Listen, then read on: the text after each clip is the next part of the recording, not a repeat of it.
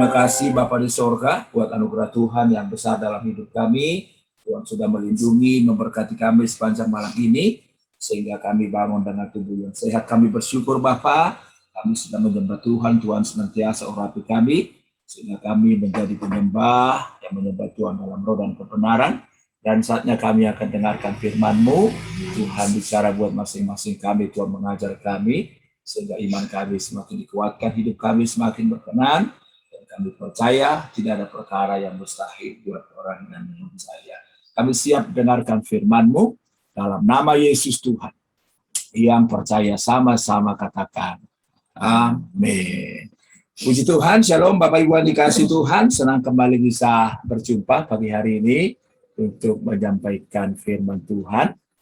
Dan hari ini saya bicara tentang iman yang menyelamatkan. Karena saya percaya iman itu luar biasa, tantangan boleh ada, persoalan boleh ada, tapi kalau iman kita ada, kita kuat, kalau iman kita tetap bertumbuh, kita percaya Tuhan berkuasa menyatakan perkara yang besar. Kalau kita lihat ayatnya dari Markus pasal 10, ayat 52. Judulnya adalah iman yang menyelamatkan.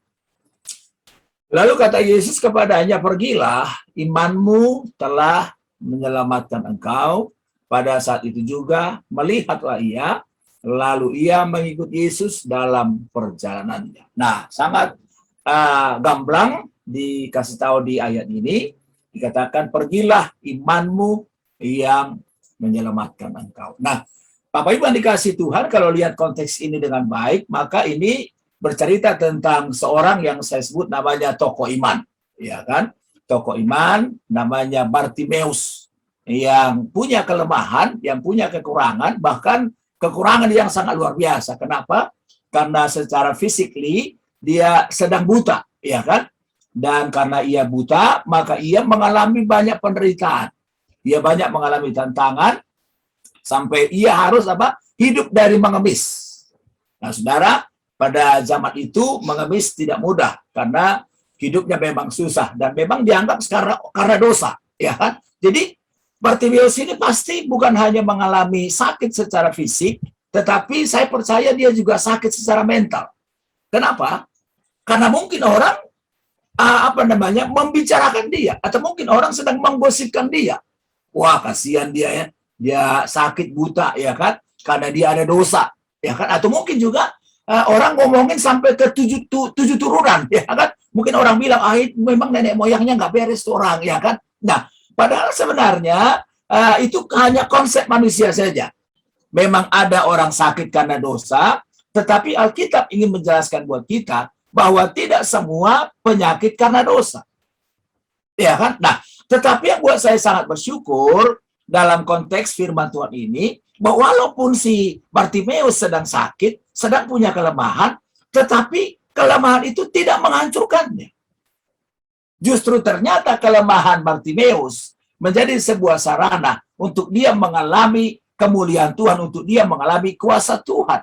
Yang penting adalah punya iman. Berarti saya garis bawahi, iman itu adalah sesuatu yang sangat luar biasa. Bilang sama-sama luar biasa. Dan iman ini bisa dimiliki oleh setiap orang. Ada orang yang berkata, wah kita kan nggak usah terlalu pusing lah dengan iman, ya kan, karena katanya iman itu sudah Tuhan berikan kepada masing-masing orang. Jadi ada takarannya katanya, ya kan? Ada yang Pak Ivan dikasih 80%, ada yang Pak Hengki dikasih 70%, pokoknya katanya itu semua dari Tuhan. Nah, tetapi saya pelajari memang iman itu karena anugerah Tuhan, tetapi iman itu respon manusia, bagaimana dia bisa hidup, bagaimana dia menanggapi anugerah Tuhan. Jadi artinya gini, semua kita punya kapasitas yang sama, punya iman yang besar, semua kita punya kapasitas yang sama. Untuk punya iman yang menyelamatkan, sama seperti yang dialami oleh Bartimeus. Dan garis bawah ini. Seorang yang punya iman yang dahsyat, biasanya dia punya pengalaman yang luar biasa. Saya nggak bilang loh, kalau seorang punya iman yang luar biasa, nggak punya masalah. Saya nggak bilang seperti itu. Tetapi yang dari konteks ini kita lihat, Dan memang di sepanjang sejarah Alkitab, kalau kita baca dalam Injil, terlalu banyak Yesus yang berkata, imanmu telah menyelamatkan engkau. Jadilah, pergilah, jadilah sesuai dengan imanmu. Terlalu banyak dalam sejarah Injil, orang-orang yang punya iman yang luar biasa, mengalami perkara-perkara yang luar biasa. Berarti Bapak Ibu dikasih Tuhan. Kalau hari ini mungkin saya dan saudara sedang punya persoalan, jangan menyerah dulu. Jangan-jangan itu sebuah kesempatan bagaimana Tuhan menyatakan kuasanya lewat iman kita. Kita lihat kita bisa bertahan. Lewat iman kita, kita bisa lihat kita tetap kuat. Lewat iman kita, bahkan kita melihat kuasa Tuhan bisa terjadi dalam hidup kita. Amin.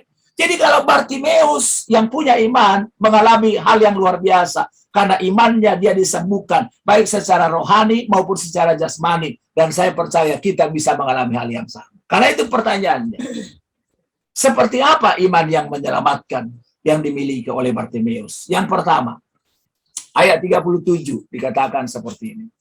Ketika didengarnya bahwa itu Yesus orang Nazaret, mulailah ia berseru, Yesus anak Daud, kasihanilah.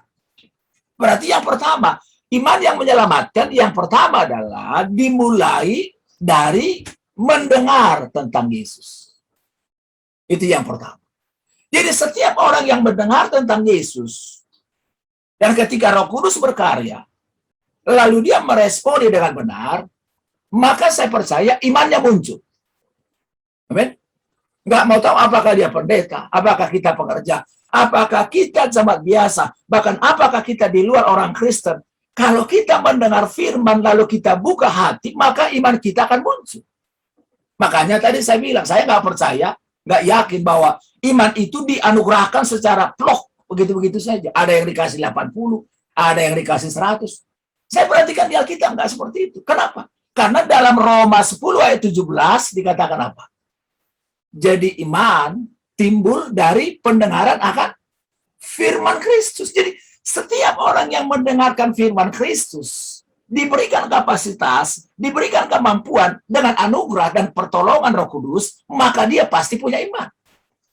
Ya kan? Nah, hanya memang itu baru satu bagian. Mendengar Yesus itu baru sebagian, bagian dari iman. Nanti masih ada bagian yang lain yang akan saya jelaskan. Nah, jadi yang pertama, apa ciri iman yang menyelamatkan? Yaitu yang mendengar dan percaya kepada Yesus. Mungkin orang hanya sekilas saja bicara kepada Bartimeus. Mungkin orang nggak menginjili Bartimeus secara pribadi. Tapi mungkin sekilas dia dengar, ada Yesus anak Daud sedang lewat. Langsung muncul imannya. Ini luar biasa ini. Ya. Nah, jadi apapun keadaan kita hari-hari ini, kalau kita sibuk mendengarkan firman Tuhan, kita sibuk merenungkan firman Tuhan, kalau kita sibuk melakukan firman Tuhan, nah saya percaya iman kita akan bangkit. Dan kalau iman kita bangkit, maka itu luar biasa. Dan buat saya, Bapak Ibu, ada satu indikator, ada satu kriteria. Orang-orang yang setia mendengarkan doa pagi, dengarkan firman Tuhan. Saya nggak terlalu persoalkan secara general ya. Apakah saudara mendengarkan khotbah di Glow? Memang kita kalau pekerja di Glow, kalau kita jemaat di Glow, haruslah, ya kan? Menu utama kita harus dari Glow. Saya bersyukur dengan hamba Tuhan yang bersaksi udah lama di Glow dan bertumbuh di gereja Glow.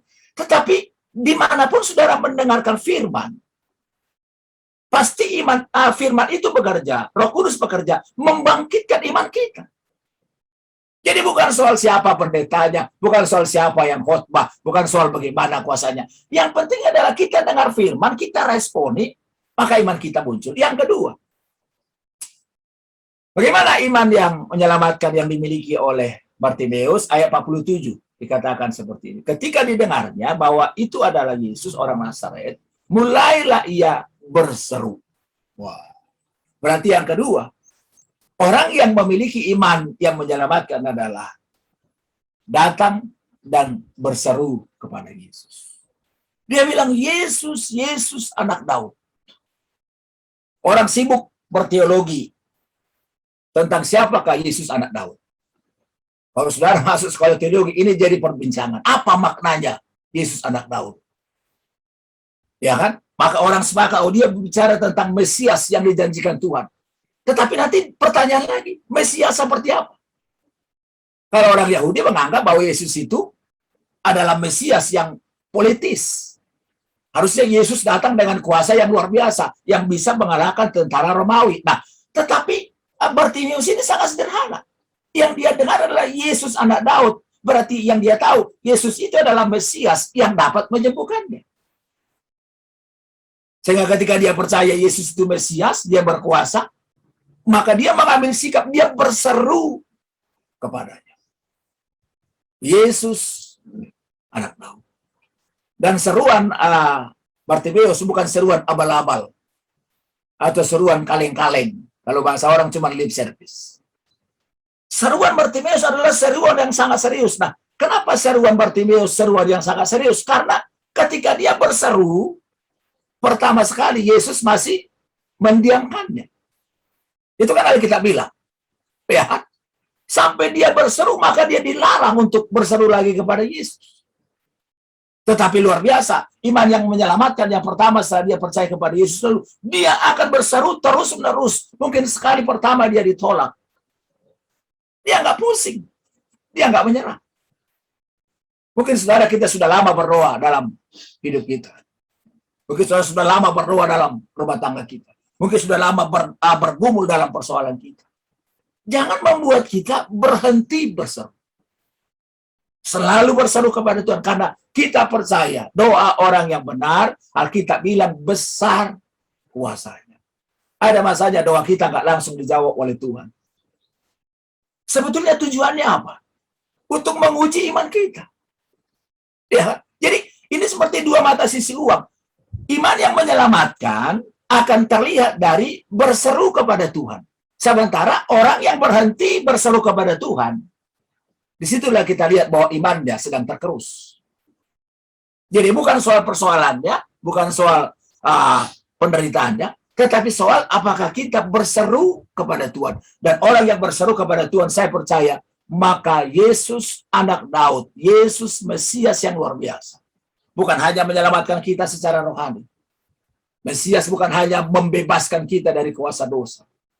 Bukan hanya membebaskan kita dari cengkraman setan. Tetapi yang saya percaya, Yesus anak Daud juga berkuasa menghadirkan mukjizat, menghadirkan berkat buat orang yang berseru kepada Tuhan. Sebetulnya yang kita butuhkan Bapak Ibu punya pengalaman bersama dengan Tuhan. Walaupun hidup kita sederhana, walaupun kelihatannya hidup kita secukupnya, tapi kalau kita punya pengalaman dengan Tuhan, kita nggak takut menjalani hidup ini. Ya kan? Kita bisa maju dalam menjalani hidup ini. Tetapi mungkin berbeda, orang bisa punya segalanya. Tetapi kalau dia nggak berseru kepada Tuhan, kalau dia nggak punya iman kepada Tuhan, masih punya kelemahan dalam sisi-sisi hidupnya. Yang asik sih sebetulnya kalau kita punya iman, ya kan, diberkati secara jasmani, lalu diberkati secara iman. Nah, tapi kan kita nggak tahu apakah mungkin bisa seperti ini. Ya kan? Karena ada kalanya kalau orang udah diberkati, biasanya agak berat dia beriman. Agak berat, karena Yesus bilang kan apa, sangat susah orang kaya masuk surga, kata Yesus. Tapi bukan berarti nggak semua orang kaya masuk surga, orang miskin juga banyak yang nggak masuk surga, ya kan? Udah miskin bersungguh-sungguh lagi, ya kan? Nah, jadi itu jadi persoalan. Nah, tapi yang saya garis bawahi adalah iman yang menyelamatkan adalah iman yang tidak berhenti berseru kepada Yesus. Sudah berseru sekali belum ada jawaban, berseru lagi, lebih keras lagi berteriak. Udah berhenti berteriak lagi, Yesus anak Daud. Ini luar biasa. Karena dia berhenti berseru, maka Tuhan jawab. Dan Yesus bilang, mintalah akan diberikan kepadamu. Yang ketiga, apa ciri iman yang menyelamatkan? Yang ketiga adalah masih di ayat 47. Dikatakan seperti ini. Ketika didengarnya bahwa ia adalah Yesus orang Nazaret, mulailah ia berseru, Yesus anak Daud, kasihanilah. Berarti yang ketiga, iman yang menyelamatkan adalah iman yang berharap kepada belas kasihan Tuhan. Iman yang berharap kepada belas kasihan Tuhan. Saya khawatir, saya ragu di akhir zaman ini ada banyak orang yang kelihatannya rohani. Ya kan? Dia bisa ada di gereja, dia bisa melayani. Tetapi sebetulnya imannya bukan lagi imannya yang berharap kepada belas kasihan Tuhan. Dengan kata lain apa? Dia kelihatan punya iman, tetapi sesungguhnya dia mengandalkan dirinya sendiri. Nah, saudara, Bartimeus karena dia sadar dia pengemis. Karena dia sadar dia punya keterbatasan. Lalu dia berharap hanya kepada anugerah Tuhan saja. Mungkin Bapak Ibu masih ingat ada 2 orang yang datang berdoa ke rumah Tuhan. Ke bait suci. Dalam Lukas 18 diceritakan ada seorang Farisi. Farisi loh, dulu. Farisi itu tahu semua ayat loh Bapak Ibu. Titik komanya juga dia tahu. Dan kelihatannya dia punya kebanggaan rohani. Aku berpuasa 2 kali seminggu. Ya kan? Lalu aku memberikan perpuluhan. Aku bukan orang lalim, aku bukan pencuri. Saudara, dia punya prestasi rohani yang sangat luar biasa. Tetapi menarik. Alkitab bilang, karena dia menyombongkan diri, maka direndahkan oleh Tuhan. Ini sesuatu yang sangat apa ya? Sesuatu yang tidak bisa kita bayangkan. Kelihatannya sangat rohani, biasa berkhotbah, biasa memberitakan firman, ya, dan biasa berpuasa. Wah, buat saya kalau orang masih bisa di akhir zaman ini orang berpuasa 2 kali sehari, 2 kali seminggu. Kadang-kadang kita kan kalau udah usia 50 mau berpuasa, takut nanti asam lambung naik, ya kan? Asam jeruk purut naik. Nah, tapi ini luar biasa nih orang Farisi. Tapi Alkitab bilang dia nggak dibenarkan. Nah, tetapi di sisi yang lain ada seorang pemungut cukai yang berdosa. Lalu dia bilang dia nggak berani menengadah ke langit. Dia memukul diri karena dia sadar dia nggak layak di hadapan Tuhan. Tapi menarik Tuhan kita bilang orang ini dapat dibenarkan di hadapan Tuhan. Saudara, walaupun kita sudah jadi hamba Tuhan, walaupun kita sudah pelayan Tuhan, bukan berarti hidup kita nggak mengharapkan belas kasihan Tuhan. Saya percaya serohani apapun orang, tetap hidup ini karena belas kasihan Tuhan. Jangan sampai kita dengan gagah hanya berdiri di mimbar-mimbar pelayanan kita, sehingga kita nggak butuh lagi anugerah Tuhan, belas kasihan Tuhan. Nah, jadi orang yang memohon belas kasihan Tuhan, itu tanda ketidakberdayaan. Orang kalau masih merasa hidupnya berdaya, orang masih merasa hidupnya benar, orang yang merasa hidupnya luar biasa, nggak pernah diberkati oleh Tuhan, nggak pernah diperkenankan oleh Tuhan. Ya kan? Makanya kadang-kadang kalau kita bicara doa, ya kan? Belum tentu doa-doa yang pelayan-pelayan yang kelihatannya luar biasa, yang lebih dahsyat dari doa jemaat-jemaat yang tulus-tulus. Bisa lebih dahsyat doa mereka loh. Ya. Dan faktanya doa si Bartimeus, seorang pengemis, yang bukan pelayan yang berdasi, doanya dahsyat. Ya. Jadi yang ketiga, apa ciri iman yang menyelamatkan? Yang ketiga adalah selalu berharap pada belas kasihan Tuhan. Saya percaya memang Alkitab bilang, jadi kepadamu seperti yang kau imani. Boleh saja kita mengklaim. Dalam nama Yesus saya percaya ada mukjizat. Tapi di atas segalanya, hidup kita ada pada ada pada dasar belas kasihan Tuhan. Yang terakhir, apa ciri orang yang iman yang menyelamatkan? Yang terakhir di ayat 50, dikatakan seperti ini. Kita lompat dari ayat 47 sampai 50. Lalu ia menanggalkan jubahnya. Ia segera berdiri, pergi mendapatkan Yesus. Ada 3 kata yang perlu kita garis bawahi. Yang pertama, ia menanggalkan jubahnya, ia berdiri, dan mendapatkan Yesus, pergi. Berarti di situ bisa saya simpulkan, iman yang menyelamatkan adalah iman yang bertindak. Amin? Bertindak. Dia tinggalkan jubahnya. Artinya apa itu? Dia nggak mau dikuasai oleh masa lalunya. Dia nggak mau hidup oleh asumsi.